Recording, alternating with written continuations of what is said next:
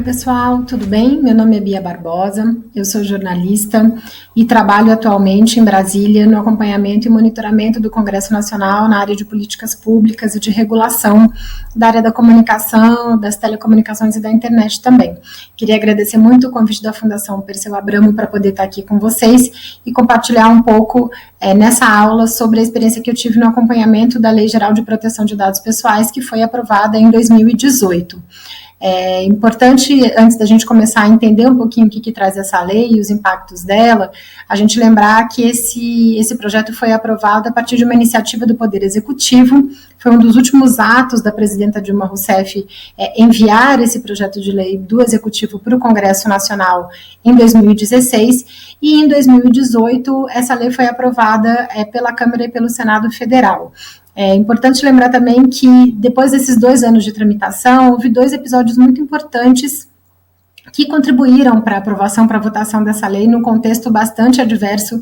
Vale a gente lembrar ali que a gente estava no final do governo Michel Temer, já às vésperas da campanha eleitoral de 2018.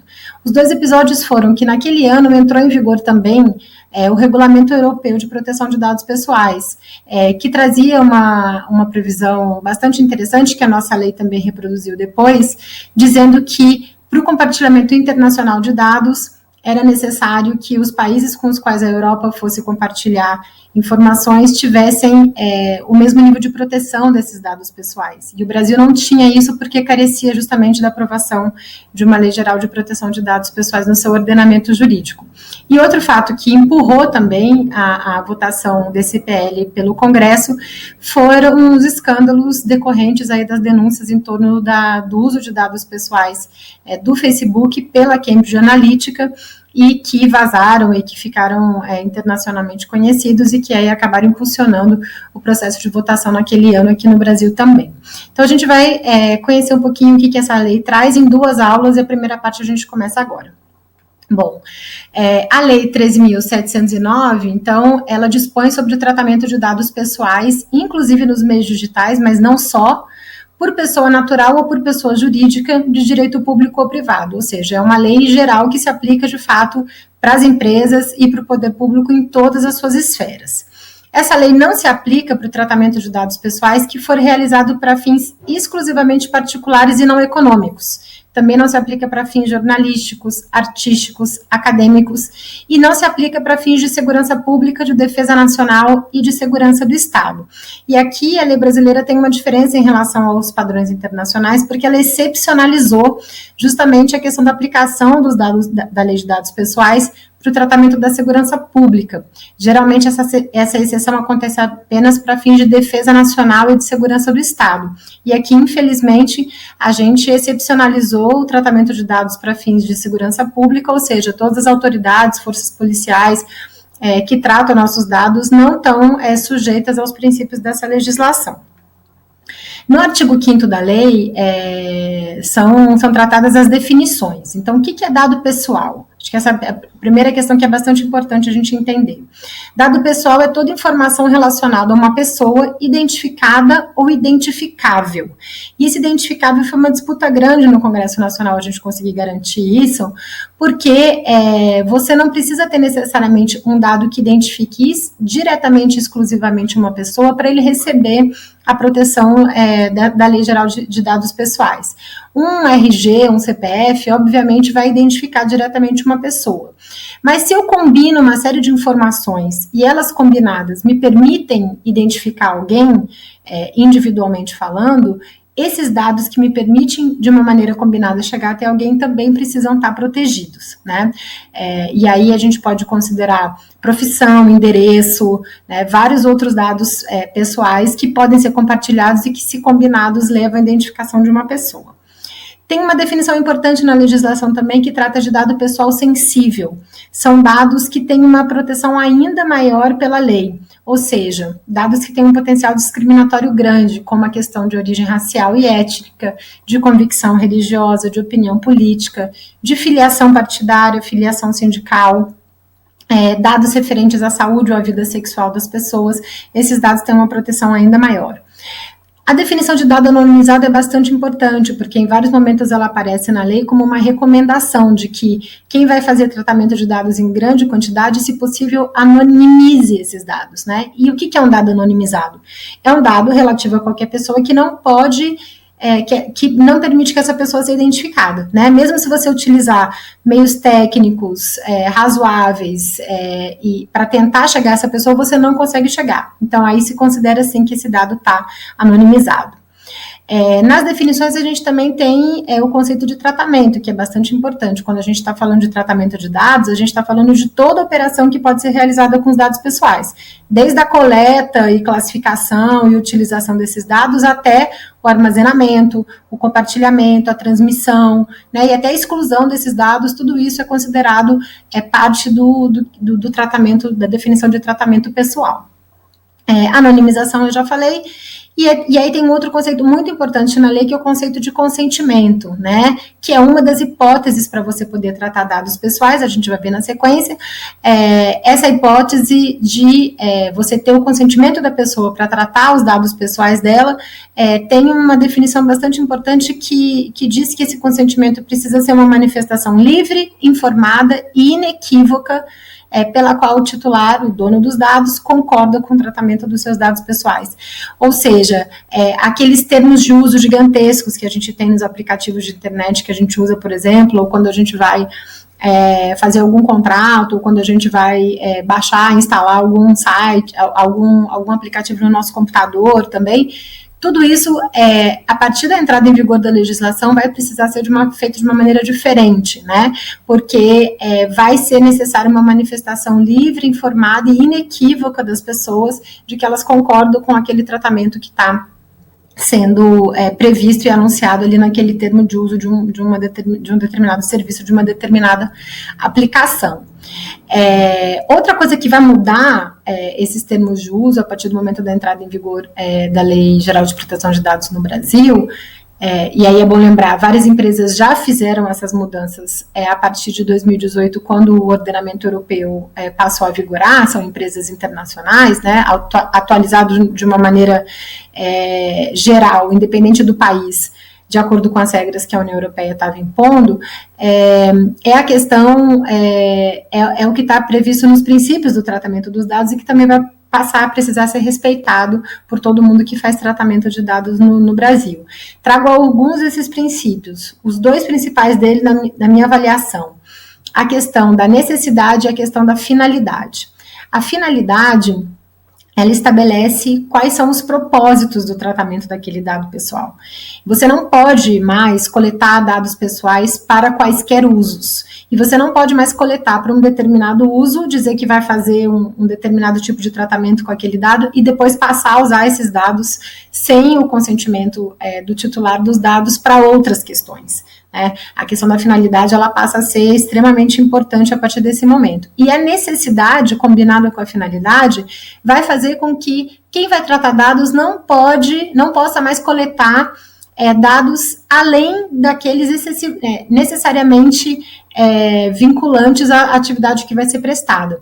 Por exemplo, quando você vai usar o Uber, você precisa da geolocalização do seu aparelho para aquele serviço poder ser bem prestado, senão o motorista do Uber, por exemplo, não vai te achar, não vai saber onde é que você está. Mas será que o motorista do Uber precisa ter acesso à sua câmera fotográfica, necessariamente? O motorista do Uber não, o aplicativo precisa ter acesso à sua câmera fotográfica? Não, né? Se você, um dos exemplos que eu uso de um dos aplicativos mais abusivos que a gente tem, são esses de desconto em supermercado. Se vocês forem olhar com cuidado os termos de uso desses aplicativos, muitas vezes eles estão lá pedindo para coletar até a sua agenda de telefone. Isso não tem nada a ver com o serviço que está sendo prestado. Então, o princípio da necessidade que a lei traz é fundamental para entender que você, quem vai tratar dados, quem vai coletar dados, só pode coletar os dados que são necessários para o tratamento para a execução daquela atividade, daquele serviço. Outros princípios fundamentais são o do livre acesso, ou seja, o titular precisa poder consultar de uma maneira gratuita quais são os seus dados que estão sendo tratados e qual vai ser a duração desses dados. A qualidade dos dados é um princípio fundamental, ou seja, você não pode usar dados falsos ou dados ultrapassados no tratamento daquele serviço. A questão da segurança, ou seja, quem está coletando é responsável pela guarda desses dados, inclusive se houver vazamentos, essas pessoas são responsáveis. E o princípio da não discriminação, ou seja, você não pode tratar dados para eventualmente discriminar e gerar um tratamento para finalidades abusivas ou ilícitas. Entrando um pouco agora nas hipóteses de tratamento que estão previstas no artigo 7º da lei, são várias hipóteses, ou seja, não é só mediante o simples consentimento que tem que ser informado, explícito e livre, né, que alguém pode coletar os seus dados e tratar os seus dados. Esse é um dos principais, é o principal, por exemplo, que as empresas podem utilizar como hipótese de tratamento, mas tem vários outros. Pode haver tratamento de dados pessoais mesmo sem consentimento se houver o cumprimento de uma obrigação legal, ou seja, se houver alguma decisão judicial em relação a isso. A administração pública, para executar políticas públicas, ela pode fazer o tratamento de dados pessoais sem pedir o seu consentimento, por exemplo, só a gente pensar o que está acontecendo agora na pandemia, né? Todos os dados que estão sendo tratados pelo Ministério da Saúde, não necessariamente houve consentimento para isso, mas é para uma finalidade de execução de políticas públicas, para a realização de estudos por órgãos de pesquisa, e aí nesse caso tem que ser garantida sempre a anonimização dos dados, você não precisa ter o dado identificado da pessoa, você pode tratar esses dados de uma maneira anônima em grande quantidade para a realização de pesquisas. Outra hipótese é para o exercício regular de direitos em processo judicial ou administrativo, ou seja, o poder público que está cuidando desses processos pode manejar e tratar esses dados pessoais para proteção da vida, para tutela da saúde. E aí, para proteção do crédito, por exemplo, os bancos brigaram muito e incluíram essa hipótese aí no tratamento da lei, por exemplo, quando eles vão fazer análise de risco para determinadas contas e para determinados empréstimos, para determinados perfis, eles podem fazer tratamento de dados sem solicitar o nosso consentimento. E uma hipótese que é bastante relevante para as empresas e que a gente precisa ficar muito de olho é a hipótese do interesse legítimo do tratador de dados, do controlador dos dados.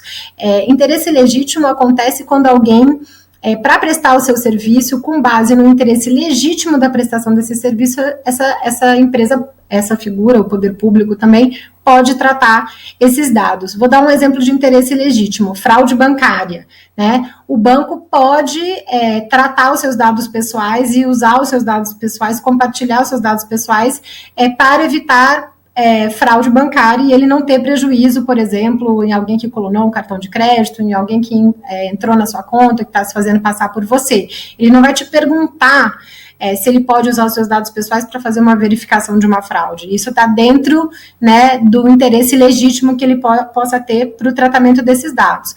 Mas já há muitos casos de abuso de empresas que alegam um interesse legítimo para prestar um determinado serviço e abusam no tratamento de dados. Então, essa é uma questão bastante específica que os usuários precisam ficar atentos, né?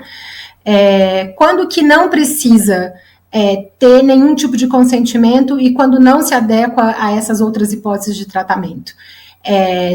Quando você disponibiliza publicamente os seus dados, ou seja, o artigo 7º da lei vem para dizer que é dispensada a exigência do consentimento para os dados tornados manifestadamente públicos.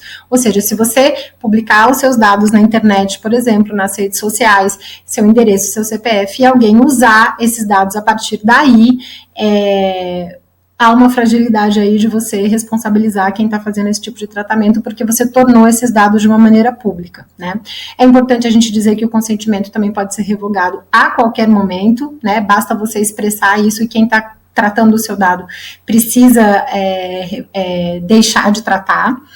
Tem um artigo específico na lei, que é o 14, que trata do tratamento de dados de crianças, né, dizendo que ali há um consentimento específico e destacado que precisa ser feito por pelo menos um dos pais ou dos responsáveis legais. Isso é super importante quando a gente pensa, por exemplo, o quanto que as crianças estão navegando na internet, às vezes abrindo contas em redes sociais. Então, tem uma responsabilidade maior aí em relação aos dados de crianças, e o artigo 20 da lei veio para dizer que nós, titulares dos nossos dados, temos o direito de solicitar a revisão que eventualmente seja tomada unicamente com base num tratamento automatizado dos nossos dados, ou seja, por inteligência artificial, por máquinas, que haja um direito de revisão em relação a isso. Isso é uma questão que acontece muito, se a gente for pensar naquela ideia de credit scoring, que você recebe uma determinada nota para receber direito